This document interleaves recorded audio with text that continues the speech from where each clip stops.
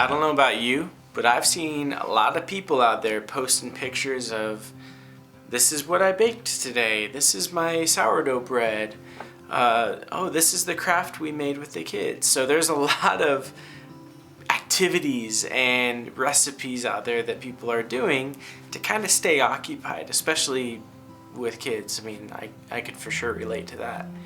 So this next assignment is the tutorial assignment. What you'll do is you'll think of an activity or some kind of skill that you could teach in a relatively short amount of steps. And you'll plan out those steps. You could write it. Again, this could be an article form, or this could be video podcast form. So again, be creative with that. Do the thing that you'll have the most fun in the experience with. Okay, I really challenge you to stay creative with that.